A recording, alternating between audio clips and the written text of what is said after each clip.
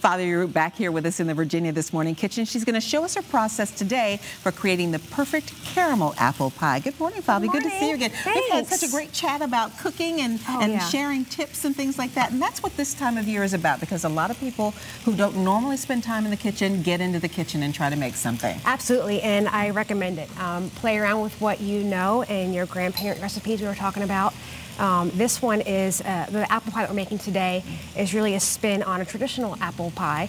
I call it a caramel apple, obviously, because it produces this beautiful caramel sauce in the pie crust itself. Right. And a lot of people don't realize where caramel comes from. It's basically just from cooking the sugar. It's just from caramelizing sugar. Yeah. So what I have in here is a little bit of butter, about 4 or 5 pounds of apples, and some sugar. And we're going to get it, it's been cooking for about a minute or so. Right. What's your favorite kind of apple to use for something like this? So I like a mixture of hard apples. So for this is this Honeycrisp, there's Gala, and I thought that's it for this one right now. Granny Smith are great because they're a little tart. So it's really up to your preference, what you like. And the Honeycrisp have become very popular in the last couple of years. Everybody likes them because they are just so naturally sweet. My son loves Honeycrisp. They are probably my snack every day. Ah, I like that. And you're zesting the lemon here. A little bit of lemon zest. You can and that's where a lot of the flavor of the citrus is in the rind, which is the zest. I like a little bit of the citrus in there also, but you can do lemon or orange. It's really up to you. So in this also, we're going to put a little bit of water. You can use brandy or a little rum, depending on your preference as well. Just kind of get the caramelization going a little bit more. While this is working, we're going to show you how to make a great pie crust. Switch places with you here. We were talking about now everybody's kind of going retro with their pie crust, going back to using lard. I prefer it. We were just saying I prefer like a half butter, half lard mixture. The flavor profile is wonderful. The flakiness of the pie crust, it's amazing. So what I have in here is about 1.5 cups of flour. I'm going to add a half a cup of butter. And is that just regular all-purpose? This is just all-purpose flour, unsalted butter, a pinch of salt.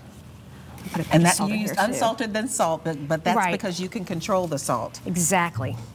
So what I'm going to do with this is kind of break up the butter chunks with my fingers. And what you're looking for is not really uniformity in size. You really want pieces that are different sizes. So what will happen when you go to roll your crust out, you get nice big chunks that are going to puff up your dough and make it that nice flaky. Right. And this, you want your butter to be as cold as you can. As cold as possible. Your water should be ice water. Yeah. As cold as possible, and that'll help prevent it from melting. And then if you melt it, then it gets very mealy, and you'll have a not so flaky pie crust. Baking is a process, isn't it? It's really chemistry, and it's like kind of doing your own experiments in the kitchen. Exactly. Chemistry is a huge part of it. You have to know what your ingredients are going to do in order for them to work. And if you have to substitute anything, you need to know what you need to substitute with. Lard, for example.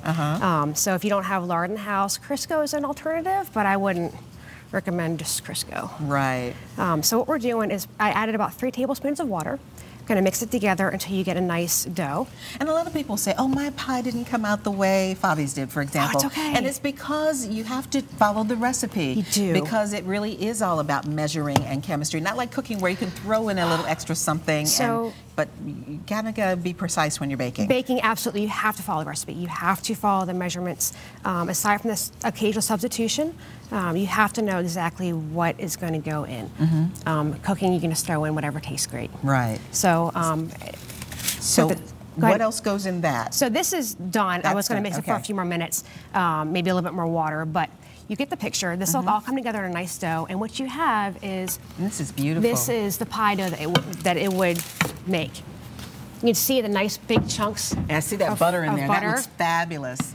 So by having your butter chunks in various sizes, when you go to mix the dough together, you end up with these very nice like layers of butter. Yeah. Now, we're going to be baking the pie. Why are we cooking the apples ahead of time? So I like to get a sauce. Oh, and that's really what that does.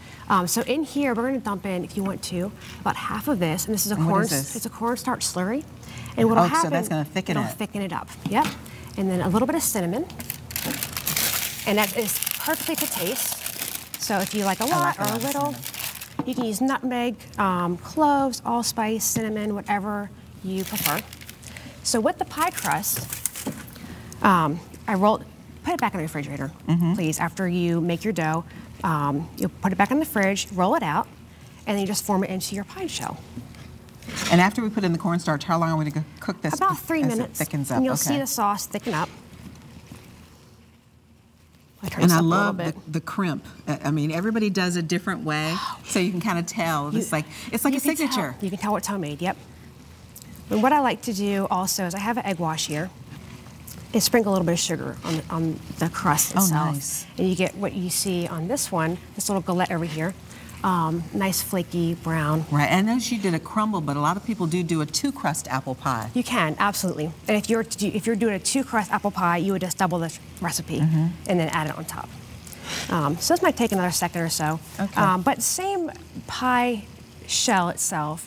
What we have over here is like a slab pie, which is becoming very popular right now, where you just roll out your pie dough and put it in your baking pan. Fill it with whatever pie filling you want, and a crumble topping on top is great. You can double crust. Right here is a galette, which is a pie without the pan. Right. So you don't have to run out and go buy one if you don't have one. Feel free just to wing it. Freeform it. Exactly. So we have the caramel apple pie. So that's our finished pie over there. That's our finished pie. So that's we're gonna put the apples in the crust and then the crumble on the top. And how long is that gonna bake? About an hour.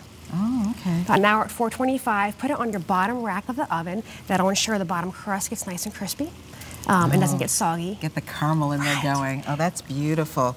All right, that looks like the process. Is that it? That's it. So this is going to just finish up. We're going to put that in there and be done with it. Favi, thank you so much. Thank you. And we will share this recipe on our website. Favi, you'll pass it along, won't you? Absolutely. Okay.